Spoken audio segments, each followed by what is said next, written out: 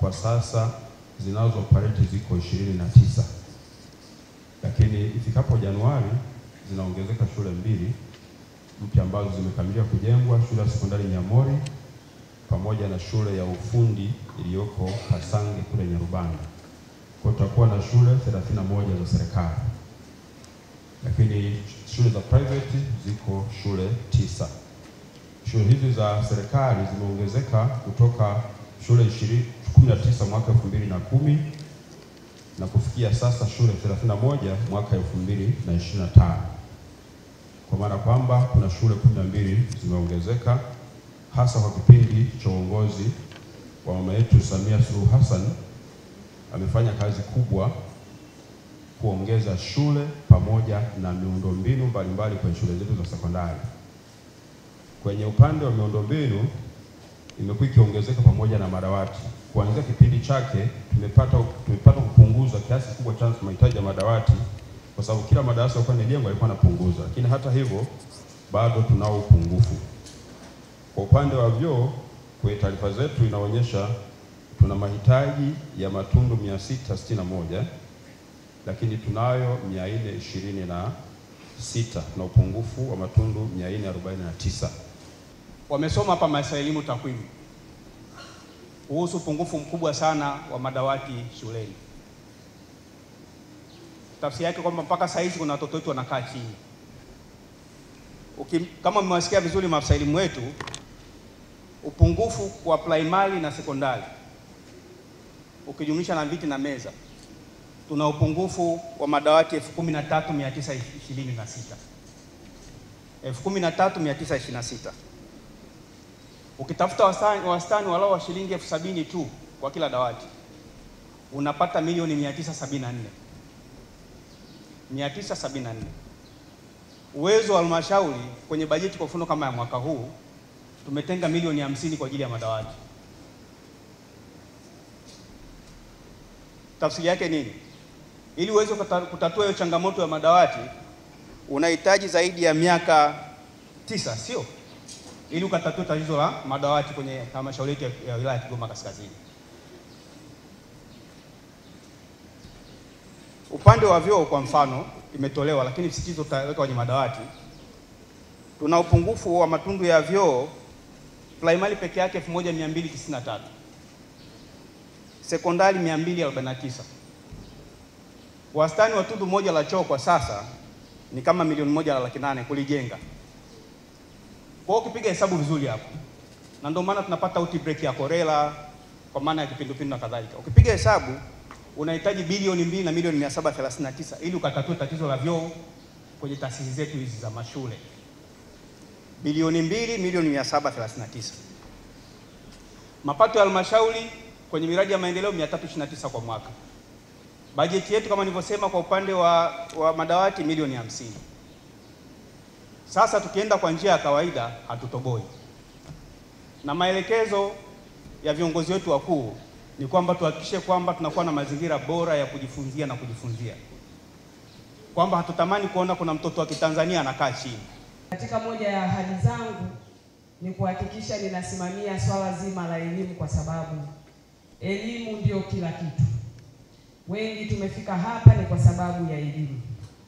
Lakini niwapongeze halmashauri kwa jitihada ambazo mnazifanya, na jitihada ambazo zinafanywa na serikali tunaziunga mkono, lakini ni ukweli usiopingika kwamba bado kuna changamoto kubwa kwenye swala la madawati, kwenye swala la viti, kwenye swala la mazingira bora ya watoto wetu shuleni, lakini bado tuna changamoto ya walimu.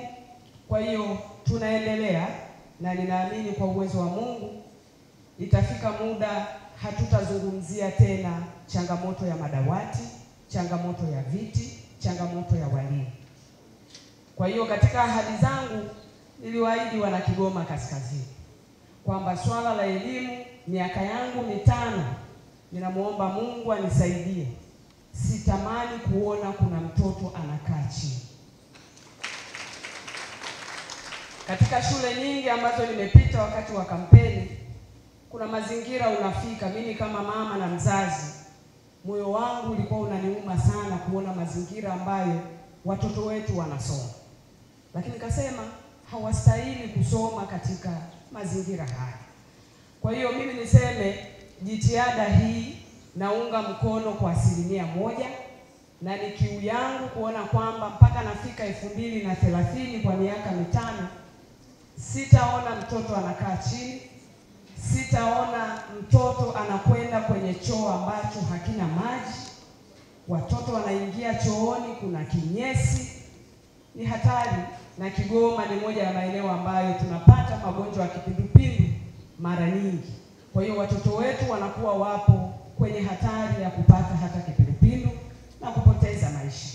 Na yako maeneo watoto wengine wakiwa shule wanakimbilia kwenda kujisaidia vichakani. Ni hatari kwa wadudu kama nyoka, kwa kukatwa na vyupa. Kwa hiyo mimi niombe wadau, waheshimiwa madiwani, tushirikiane kwa pamoja, viongozi wa kijiji, watendaji, tushikamane kwa pamoja. Dira ya kila chama cha siasa ni kuleta mabadiliko kwa wananchi wake. Taarifa zilizotangulia zimeeleza bayana. Kwa upande wa shule ya msingi tunakabiliwa na uhaba wa matundu ya vyoo takriban 1273. Ni mengi sana, pamoja na kwamba mengi yamekushajengwa, lakini kama nilivyosema, wakati yanajengwa matundu hayo, inawezekana tulikuwa tuna watoto wachache na yalikuwa yanatosha katika kipindi hicho, lakini kwa sasa hayatoshi. Kwa upande wa shule za msingi tuna upungufu wa madawati 8224.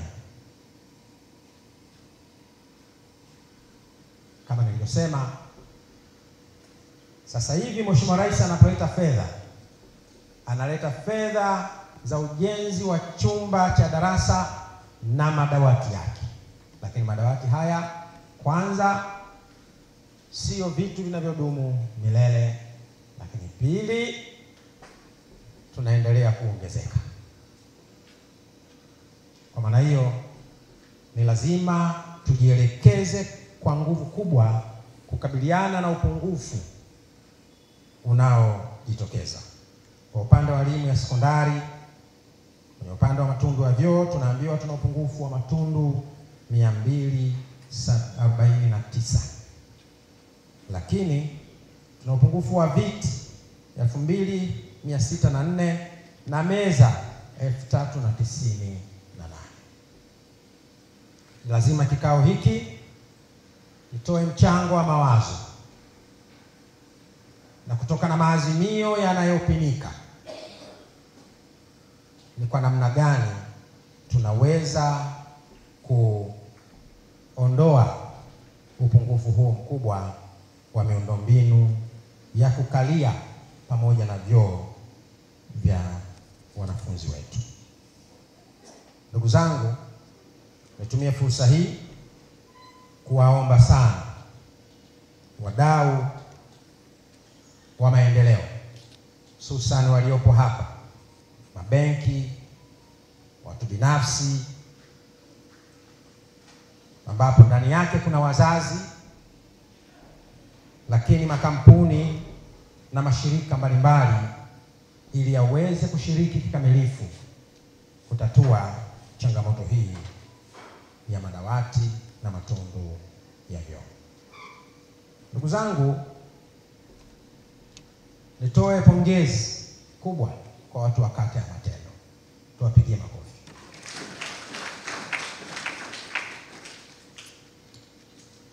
Ninafikiri walipokuja kufanya uwasilishaji hapa, lengo kuu ilikuwa ni kupata case study, tujifunze ni namna gani wameshirikisha jamii wakafikia hatua hiyo. Na kwa maana hiyo, mnayo nafasi ya kuchukua modo yao na kuipeleka kwenye maeneo yenu na pengine kuirekebisha na kuiboresha zaidi, ili itoe matunda makubwa zaidi kwenye kufanikisha jitihada zetu za kupunguza uhaba wa madawati, uhaba wa viti pamoja na matundu ya vyoo. Unaweza kufikiri wananchi hawataki kushiriki kwenye shughuli za maendeleo, kuna wakati lakini ukweli ni kwamba wananchi wanahitaji kuhimizwa. Huo ndio ukweli. Mimi nataka niwaambie, nilipokuwa Mbeya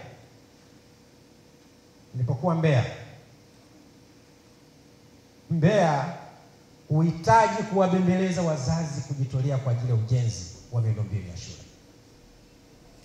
Ninyi kama mmepita huko na mmeishi mnafahamu hilo. Yaani mzazi kusimama na kusema kuna matundu mangapi ya choo hapa yamepungua, najenga matatu, ni kawaida kabisa. Na sio kwamba wana fedha sana, ila kutoa ni moyo. Ni kujitambua kwamba tunao wajibu wa kuwajibika kwenye jambo hilo. Kwa sababu watu wapo wanatumia fedha kwenye mambo ambayo yasingelikuwa ya msingi sana kuliko haya. Kwa hiyo wajibu wetu kama viongozi ni kuamsha ari ya wananchi kwenye kutafakari, kutambua umuhimu wao kwenye kusaidia shughuli za maendeleo, lakini tuendelee kuwahimiza ili wafanye hivyo. Katika maeneo yetu tunao wadau wa maendeleo. Kwa mfano, nilipokuwa Kaliua niliwahi kuwaambia mafundi seremala wote, moja Kaliua hakuna shida ya mwamba. Nikamwambia mafundi seremala, ili kila fundi seremala hivi anipe kiti kimoja. Na sio kama akakinunue. Anahitaji kuunganisha tu zile mbao ambazo yeye kwake ni reject. Sio kama naeleweka vizuri. Kwa hiyo kuna wakati mwingine rasilimali zile tunazo. Unaweza ukatembea kwa fundi seremala ukaona kabisa, nikichukua ubao ule, nikichukua na ule napata kiti. Mwambie tu. Kwa hiyo miongoni mwa wadau wanaweza kusaidia mafundi seremala, ambao nyingi zinaharibika wanazitupa. Ukienda pale SIDO, nina imani utakuta mbao nyingi sana ambazo ukimwambia tu fundi seremala, bwana hivi nikikwambia, niliwaita wote nikamwambia, nikiwaambia mnitengenezee kila mmoja viti vitatu, mtashindwa? Wateja wanaleta mbao, mnachana pale, vipande vinatupwa tu. Nahitaji viti, wakatengeneza. Hii ina maana kwamba katika kutatua changamoto tulionayo, tuangalie pia rasilimali zinazotuzunguka tunavyoweza kuzitumia kadiri tunavyoweza. Nimefurahi Matendo wamefanya uamuzi wa kukata miti ambayo ilipandwa na wao wenyewe, na ndio faida yake. Wakaenda kutengeneza madawati. Lakini nadhani kila mmoja hapa anatafakari mafundi seremala wako wapi, akawaombe angalau kutengeneza vitu viwili wanapeleka shuleni. Ni mchango mkubwa sana.